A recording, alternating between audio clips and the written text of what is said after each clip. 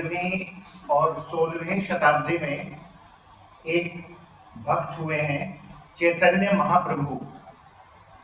और चैतन्य महाप्रभु की तार्किक अक्षमता इतनी अद्भुत थी कि वे तर्क बहुत अच्छे तरीके से किया करते थे। अद्भुत तार्किक अक्षमता थी उनकी, लेकिन केवल तर्क से कभी भगवान प्राप्त नहीं होते, तर्क से ईश्वर नहीं मिलते। वाद विवाद या तर्क, इनसे कभी ईश्वर की प्राप्ति नहीं होती। लेकिन तर्क करते करते और इस स्थिति का अतिक्रमण कर जाना है, तो इतना तर्क उन्होंने किया कि कुछ समय बाद उन्होंने इसका बिल्कुल अतिक्रमण कर दिया, और अतिक्रमण होते ही तर्क बिल्कुल गिर गए। फिर तर्क बिल्कुल भी न रहा और उनके हृदय में एक प्रेम, सभी के प्रति एक प्रेम और अद्भुत भक्ति उमड़ने लगी। तो ये जरूरी होता है कि ईश्वर को प्राप्त करने के लिए हृदय में भक्ति और प्रेम अविरल रूप से बहना चाहिए, तब यह संभव है। तार्किक क्षमता से कुछ भी नहीं प्राप्त किया जा सकता, लेकिन तर्क के साथ साथ बुद्धि और बुद्धि का विकास अवश्य होता जाता है।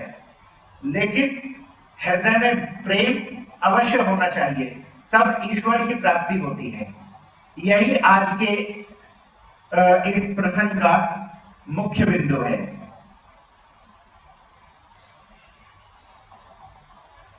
एक भक्त ने पूछा, ईश्वर साकार है या निराकार? श्री रामकृष्ण ने कहा, उनकी इति नहीं की जा सकती। वे निराकार हैं, फिर साकार भी हैं। भक्तों के लिए वे साकार हैं।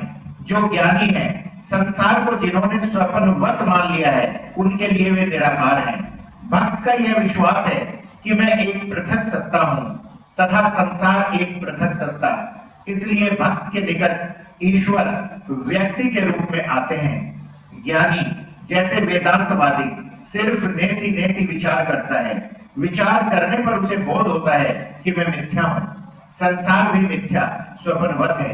ज्ञानी ब्रह्म को बोध रूप देखता है, परंतु वे क्या हैं यह मुंह से नहीं कह सकता। वे किस तरह जानते हो? मानो सच्चिदानंद समुद्र है जिसका ओर छोर नहीं। भक्तों के पास वे व्यक्त भाव से कभी कभी साकार रूप धारण करते हैं।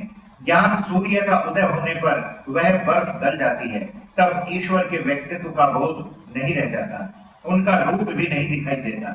वे क्या हैं मुंह से नहीं कहा जा सकता। कहे कौन? जो कहेंगे वे ही नहीं रह गए, उनका मैं ढूंढने पर भी नहीं मिलता। विचार करते करते फिर मैं नहीं रह जाता। जब तुम प्याज छीलते हो तब पहले लाल छिलके निकलते हैं, फिर सफेद मोटे छिलके। इसी तरह लगातार छीलते जाओ तो भीतर ढूंढने से कुछ नहीं मिलता। जहां अपना मैं खोजे नहीं मिलता और खोजे भी कौन, वहां ब्रह्म के स्वरूप का बोध किस प्रकार होता है यह कौन कहे। नमक का एक पुतला समुद्र की थाल लेने गया। समुद्र में ज्यों ही उतरा कि गलकर पानी हो गया। फिर खबर कौन दे? खबर देने वाला ही न रहा। पूर्ण ज्ञान का यही लक्षण है। पूर्ण ज्ञान होने पर मनुष्य चुप हो जाता है। तब मैं रूपी नमक का पुतला सच्चिदानंद रूपी समुद्र में गलकर एक हो जाता है। फिर जरा भी भेद बुद्धि नहीं रह जाती। विचार करने का जब तक अंत नहीं होता तब तक लोग तर्क पर तुले रहते हैं। अंत हुआ कि चुप हो गई। घड़ा भर जाने से, घड़े का जल और तालाब का जल एक हो जाने से फिर शब्द नहीं होता। जब तक घड़ा भर नहीं जाता शब्द तब तक होता है। पहले के लोग कहते थे, काले पानी में जहाज जाने से फिर लौट नहीं सकता। मैं मरा कि बला टली। विचार चाहे लाख करो पर मैं दूर नहीं होता। तुम्हारे और हमारे लिए मैं भक्त हूं, यह अभिमान अच्छा है। भक्तों के लिए सगुण ब्रह्म है, अर्थात वे सगुण अर्थात मनुष्य के रूप में दर्शन देते हैं। प्रार्थनाओं को सुनने वाले वे ही हैं। तुम लोग जो प्रार्थना करते हो वह उन्हीं से करते हो। तुम लोग न वेदांतवादी हो न ज्ञानी, तुम लोग भक्त हो। साकार रूप मानो चाहे न मानो, इसमें कुछ हानि नहीं, केवल यह ज्ञान रहने से ही काम हो जाएगा कि ईश्वर एक वह व्यक्ति है जो प्रार्थनाओं को सुनते हैं, सृजन, पालन और प्रलय करते हैं, जिसमें अनंत शक्ति है। भक्ति मार्ग से वे जल्दी ही मिल जाते हैं। धन्यवाद।